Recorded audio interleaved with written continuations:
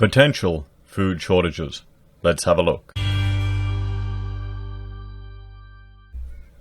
Good morning, everyone. Florian.heise here, and welcome to another episode of HeiseSays. I'm continuing my coffee addiction, and I thought we'd have a look at this article from the ABC because it highlights a risk that we have as a civilization concerning potential food shortages. Australia is a quarry nation. We're an export nation. Our economic complexity is not particularly high. So while we produce a lot of things and we're considered an advanced civilization, a lot of the advanced things that we use are imported and manufactured overseas. And with that comes an inherent risk that if supply gets cut off through perhaps international trade decreasing due to a global pandemic, we're at potentially risk of missing out on some of those advanced things, like food.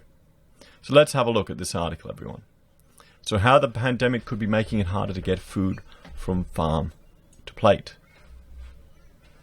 Many Australians might expect the journey of food from paddock to plate to be fairly simple, but the pandemic has exposed a number of ways that the system can be thrown into chaos. To grow crops, most farmers need to use certain chemicals. They also like to have spare parts in their shed in case machinery breaks down. But most of those products are made overseas, and while international transport has been limited, farmers have found them more difficult to get. You can conceivably lose up to 20 grand a day in lost potential just by not having a part, grain grower Mark Swift says. So if we jump to, this is the Australian Agricultural Census. We can see here where different product is grown around the country. And let's have a look. Area of holding. We'll look at crops and production. And we can see once this map comes up, it will show, hopefully, we'll go here. What do you want to look at? We'll look at oats.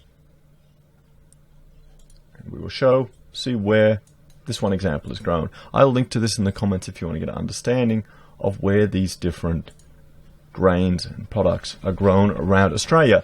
Because it can show you this is definitely going to affect all of the country. It is going to affect all of the country. And if we jump over here to the Observatory of Economic Complexity, you can see at the top how we're ranked 73rd in the world. Everyone. That just shows you there a lot of countries that are more advanced than Australia. But we can see here this is what we're exporting. But we can go down here and this is what we're importing. And I've just isolated it by looking at machinery. You can see here all the machinery that's coming in, excavation machinery, office parts, large construction vehicles, refrigerators, air conditioners, machinery having individual functions, gas turbines. All of this is imported, everyone. All of this is imported. You can click down and see where certain things are imported. But if we go over here, mining products, this is what we're importing here, 30 billion. Foodstuffs, we're importing only 9 billion. Australia is an export country of food, which is good, but there'll always be some stuff that comes in. It's just the way it is. If we go over to, chemicals or animal products, here, you can see all the different animal products, but here, chemicals, medicines, blood, sodium, potassium, peroxides, mixed minerals, or some chemical fertilizers imported in. So you get a whole lot of stuff imported in. Let's see where we bring in. Let's see. I want to see. Well, there you go. Origin of mixed minerals or chemical fertilizers. So 36.4% are coming from China. We've got some from Saudi Arabia. Next is the US. So you can see where we're bringing these in. You can highlight it. It's quite a good way to visualize the economy and just look at the relationships that are going on here in Australia. But China's our biggest source of this. And, relations with China are a bit political at the moment, aren't they? So let's have a look. Mr. Swift, who owns a broadacre farm in Tichborne in central western New South Wales, said he was concerned he would be caught short during the sowing season, so he bought extra hydraulic motors just 3 months ago, just to be safe. He's already used them. Oh, good on him. See, there you go. Being prepared. This is the difference. This is why we have so many people living hand to mouth who need the JobKeeper, who only have $90 in savings, because they're not prepared. He was prepared. Now he needs to be more prepared. So there's not large inventories maintained in country. So if you need a spare part in a hurry, you really do need to have them on a plane to get here, because it can take quite a while for a boat to come from Germany in 6 weeks. And that's assuming that that's your part on it. Well, yeah, I had a similar thing where my scanner, it's a complex piece of equipment, I had to get it sent to Singapore to get maintained. I was months without a piece of equipment that cost 40 grand. Yeah, that I needed for my business. Mr. Swift said he was concerned Australian agriculture was too reliant on just-in-time supply chains, where suppliers and retailers avoided keeping large stockpiles of product in order to keep costs down. Well, that's just the competitive market that we live in, unfortunately. He said that logic was understandable, but could present problems for farmers down the track.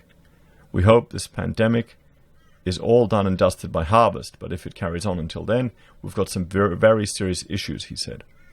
In its latest report, the Australian Bureau of Resource Economics and Sciences said agricultural exports had remained strong during the pandemic, but it warned the closure of international transport routes and workplaces could affect the importation of farm supplies, which could have an impact on production and harvest this season. So chemical shortage exposes reliance on China. Chemicals required by many farmers have also been in shorter supply, partly because Australia is heavily reliant on China to produce glyphosate and active ingredients in the weed killer Roundup.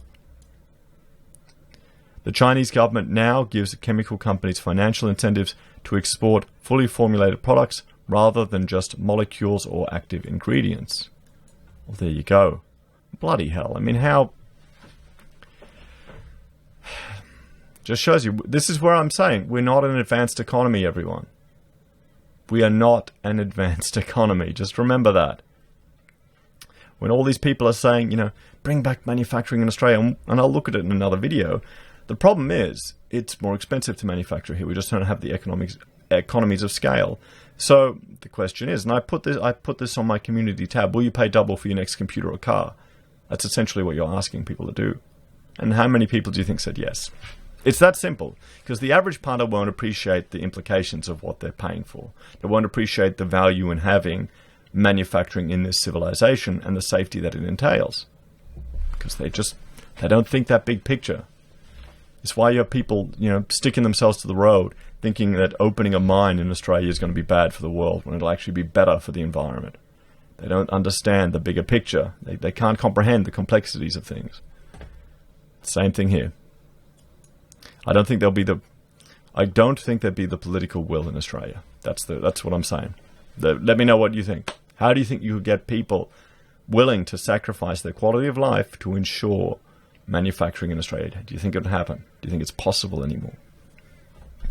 Peter O'Keefe from the global chemical manufacturer New Farm said Australian production of glyphosate had halved in the past 5 years. If you look at the active ingredients, which is a key component of any crop protection product, the only molecules that are actually synthesized in Australia are 2,4-D and trifluorine, which New Farm synthesizes in Victoria, he said. Everything else, manufacturing has migrated offshore or was never here to start with. So whether it's China or other world areas, we're dependent on the outside world. So we're a breadbasket that's dependent on overseas manufacturing. Maybe we need to look at regenerative farming, different approaches. That dependent, because remember, this is just due to monocrops. I eat all grain-fed beef. Pasture-fed beef. So maybe we just have to adopt that lifestyle, everyone. That dependency had not been a problem for farmers until recently. The pandemic meant chemical shipments from China stalled right when an unexpected deluge of rain hit the east coast, sending demand for weed killers soaring. Farmers needed to spray weeds and sow crops, but struggled to get hold of the product, and there were reports of hoarding. I don't blame them. It makes sense that they would. I mean, this is showing a weakness in Australia. It's the bread-basket argument, isn't it?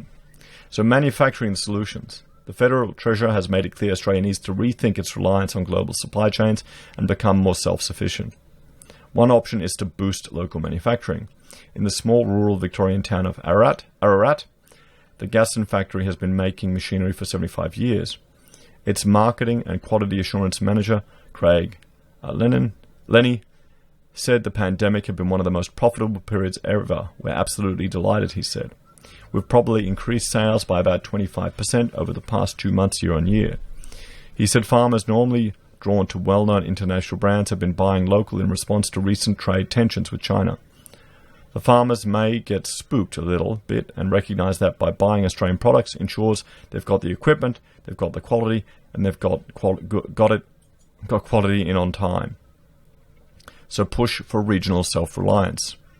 But Andrew Henderson, a former coalition government agricultural policy advisor, is not convinced that a major resurgence in local manufacturing is feasible because farmers rely on foreign trade in order to be profitable. It's not smart for us to be self-reliant, he said. If we try to do that in agriculture, our economy will retract so much it will destroy the livelihoods of many, many Australian farming families.